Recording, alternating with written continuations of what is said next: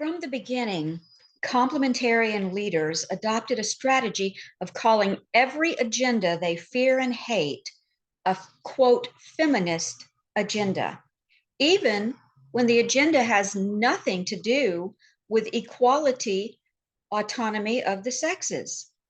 And that has everything to do with today's video about rationale number 3 of the Danvers Statement. Jocelyn Anderson here. Thank you for joining me for the 4th video in my series, Deconstructing the Danvers Statement.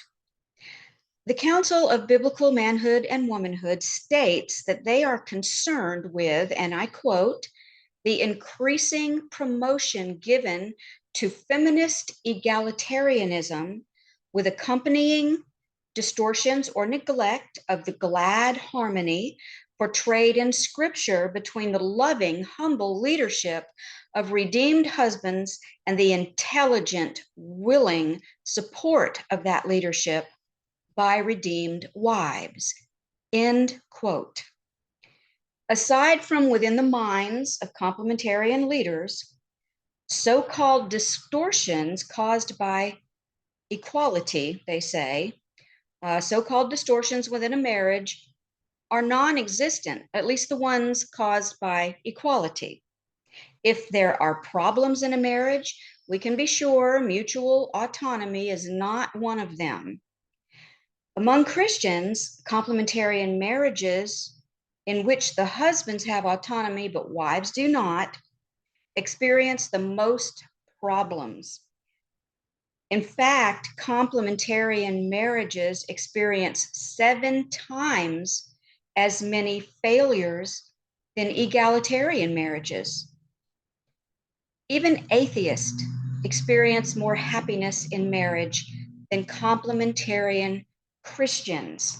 Yet, the council is concerned with what they call distortions that are caused by the increasing promotion given to what they call feminist egalitarianism.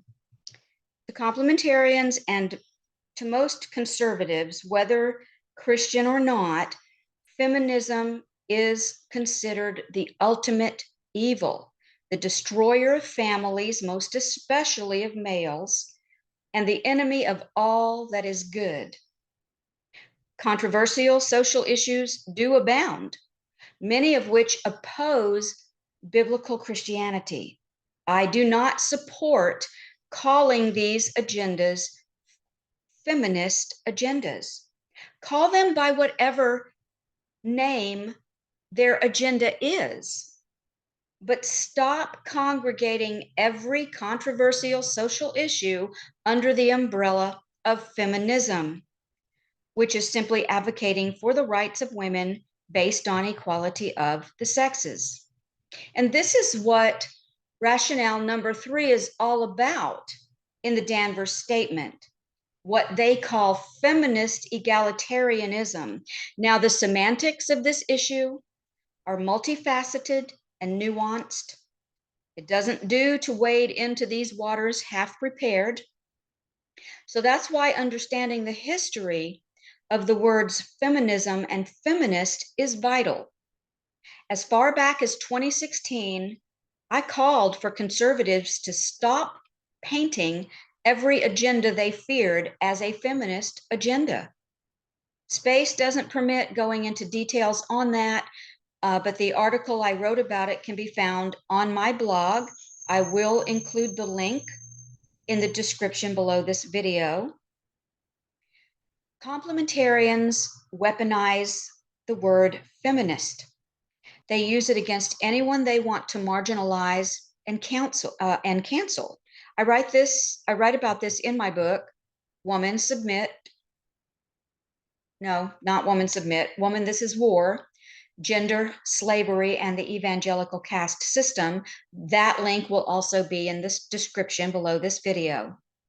Now, from the beginning, complementarian leaders adopted the strategy of calling every agenda they fear and hate a feminist agenda, even when that agenda has nothing to do with autonomy of the sexes.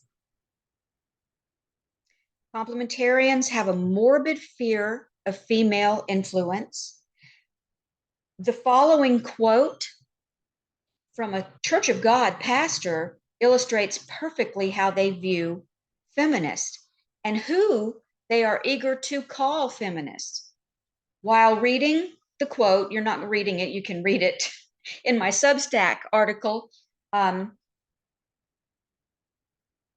while listening to this quote, keep in mind this pastor belongs to a denomination that considers itself egalitarian.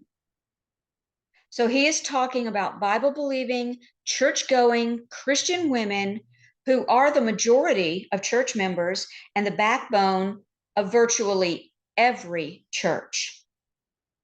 So this pastor wrote, and I quote, "The feminist and diabolical spirit has invaded every major Christian movement. Their goal is to place women right beside men in administration, decisions of doctrine and practice, and superintendent responsibilities. They would rather the church cease to exist than to fail their goal. And in fact, the church will cease to be a part of Christ's body if they succeed." The actual definition of a feminist is a person who supports women's rights on the basis of equality of the sexes. Simply, just someone who supports reciprocal autonomy. What's wrong with that? In calling shared autonomy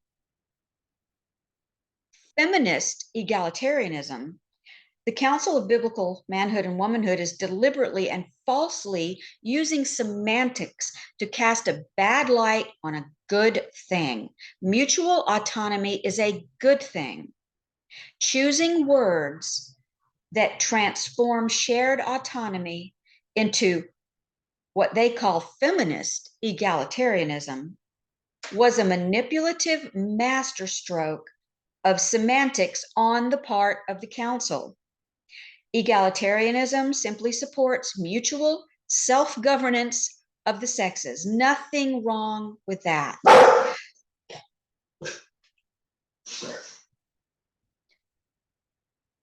Rationale number 3 claims that shared autonomy. I'm sharing my studio. I'm dog sitting today, so forgive the barking. I'm not going to start over. Hopefully they'll be quiet until the end of the video, which is very short. Rationale number 3 claims that shared autonomy of the sexes distorts complementarian marriage. Well, I say thank God that it does. Complementarian marriages are the most at risk because they require conflict to maintain the male-centered balance of power.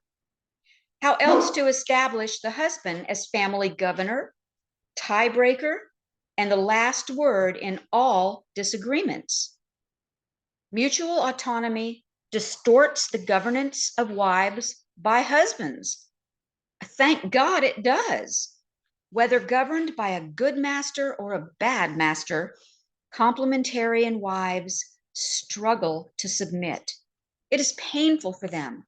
It causes them unhappiness.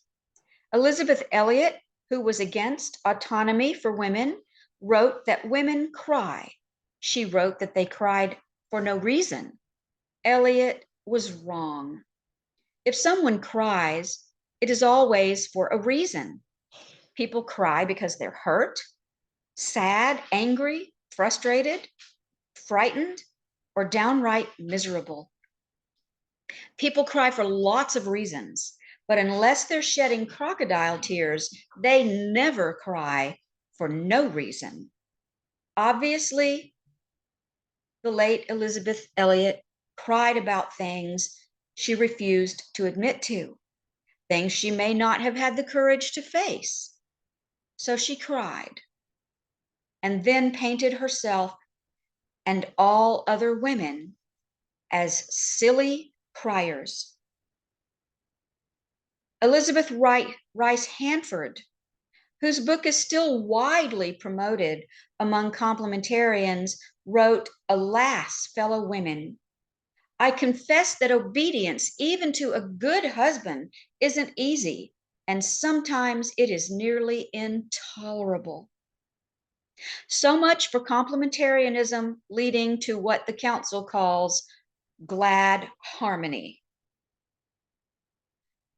And so what if some complementarian marriages work? Many marriages are complementarian in name only. The couple claims to believe the doctrine, but live their lives entirely egalitarian. Everyone knows more than a few couples like that.